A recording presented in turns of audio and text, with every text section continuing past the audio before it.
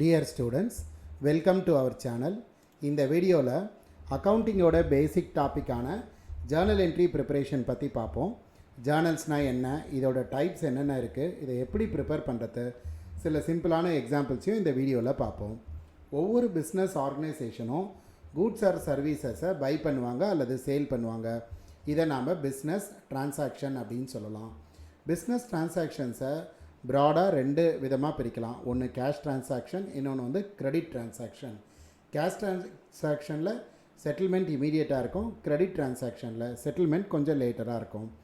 பிஸ்னஸில் purchases, sales, advertisement, electricity charges, carriage, salaries, bills receivable, insurance, bills payable, இப்படி இன்னும் பல டிரான்சாக்ஷன்ஸ் நடக்கும். இந்த டிரான்சாக்ஷன்ஸை ஒரு ப்ரொசீஜரை ஃபாலோ பண்ணி அக்கௌண்டிங் புக்கில் ரெக்கார்டு பண்ணுற ப்ராசஸ் தான் ஜேர்னல். ஸோ ஜேர்னலுங்கிறது ரெக்கார்டிங் ஆஃப் பிஸ்னஸ் டிரான்சாக்ஷன்ஸு. இந்த ஜேர்னல் அக்கௌண்ட்ஸ் ப்ரிப்பேர் பண்ணுறது எப்படின்னு பார்க்குறதுக்கு முன்னாடி நாம் டிரான்சாக்ஷனில் இருக்கக்கூடிய அக்கௌண்ட்டு டைப்ஸை பார்ப்போம். முதல்ல பர்சனல் அக்கௌண்ட்டு.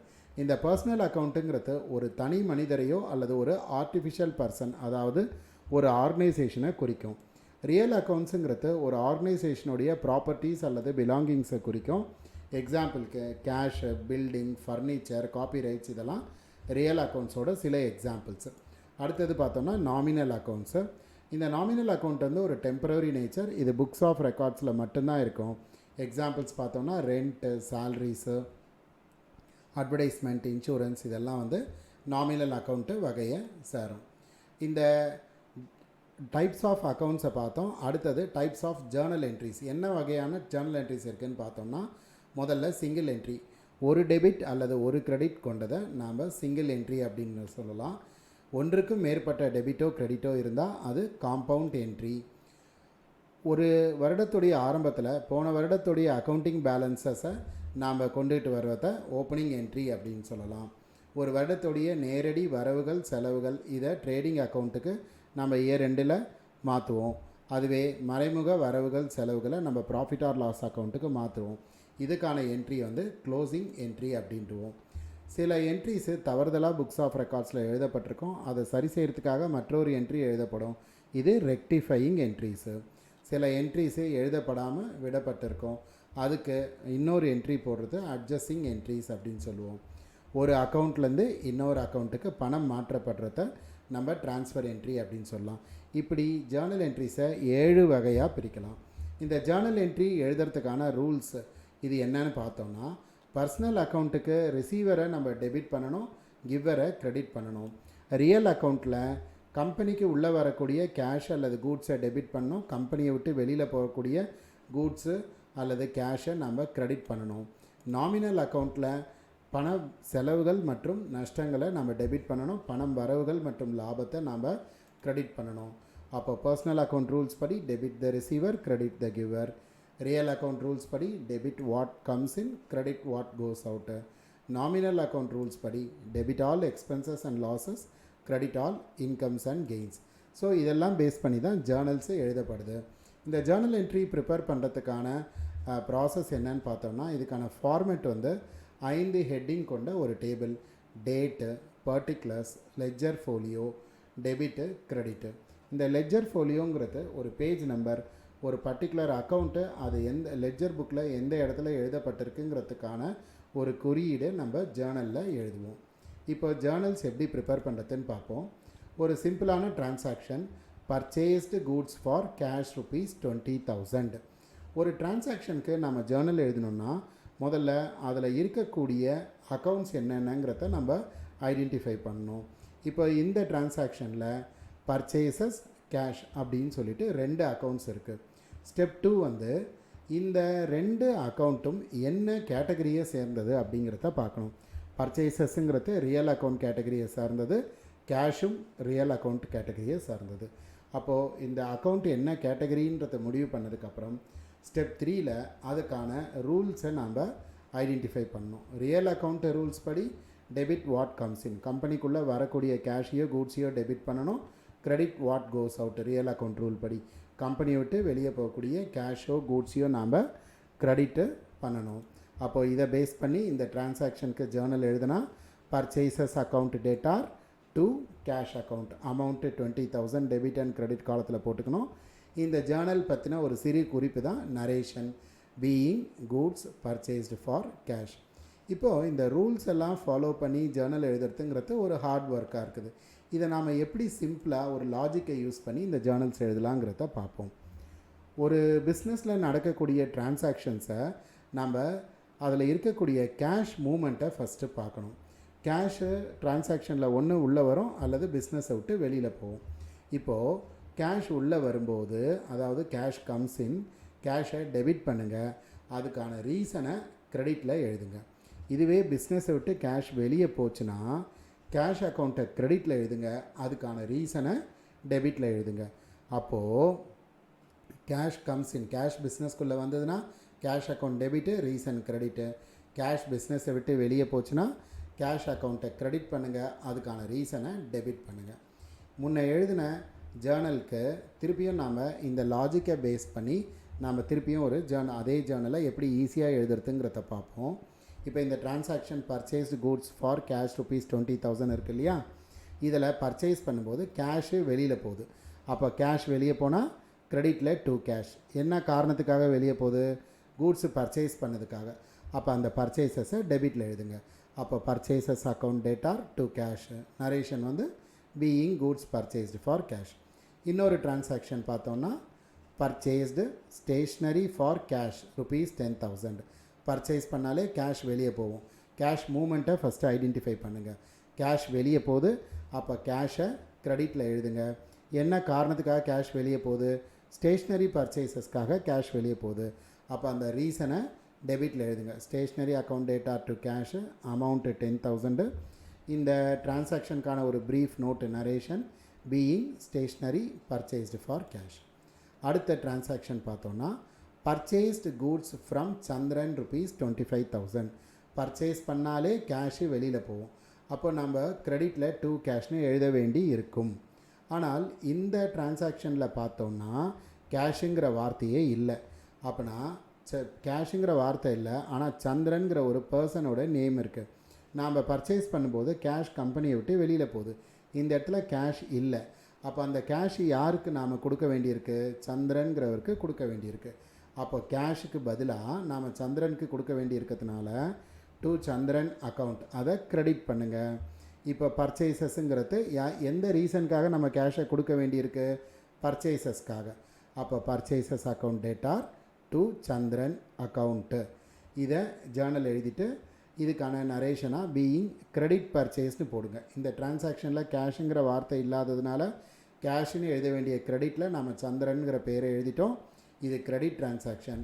அப்போ நரேஷனில் பீயிங் கிரெடிட் பர்ச்சேசஸ் ஃப்ரம் சந்திரன் அப்படின்னு எழுதுங்க.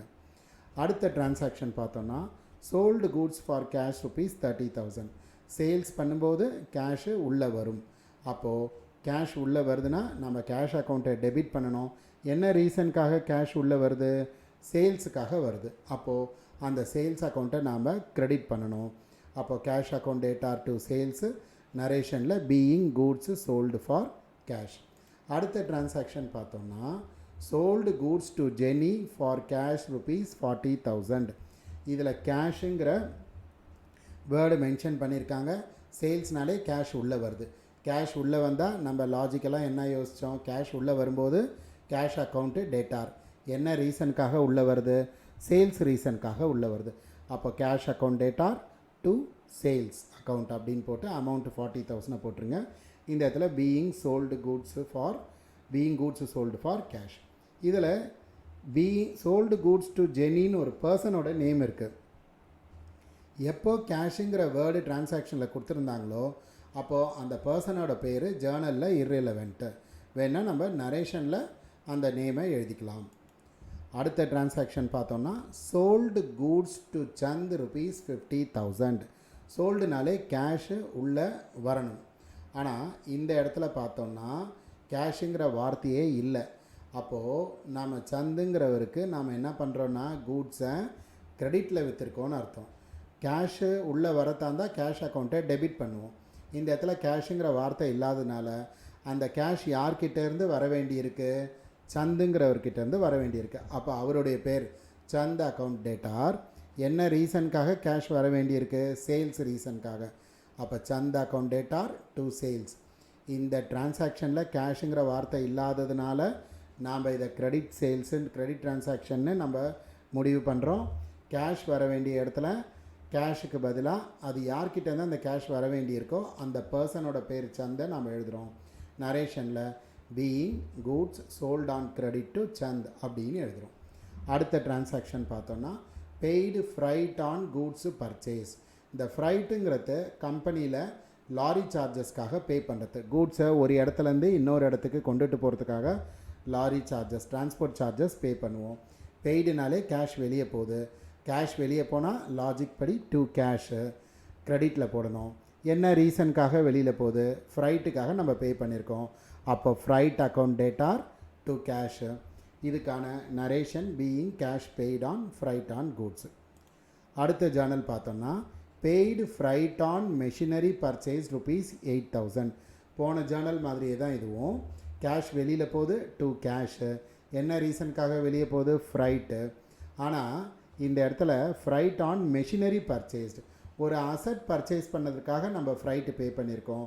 அப்போ ஃப்ரைட்டுங்கிற வார்த்தைக்கு பதிலாக அசட் பர்ச்சேஸ் பண்ணியிருந்தால் நம்ம அந்த அசட்டோட பேர் அதாவது மெஷினரி அக்கௌண்ட்டுன்னு போடணும். இந்த அசட்டோட நேம் எதுவும் இல்லைன்னா சாதாரண கூட்ஸ் பர்ச்சேஸ் பண்ணியிருந்தால் நம்ம ஃப்ரைட்டுன்னு தான் போடணும். ஆனால் அசட் பர்ச்சேஸ் பண்ணியிருந்தால் ஃப்ரைட்டுன்னு போடாமல் அந்த டிரான்ஸ்போர்ட்டேஷன் சார்ஜை அந்த அசட்டு கூட தான் சேர்க்கணும். அதுக்காக machinery account debtor to cash. எப்படி பார்த்தாலும் கேஷ் வெளியே போகுது டு கேஷ் கிரெடிட்டில்.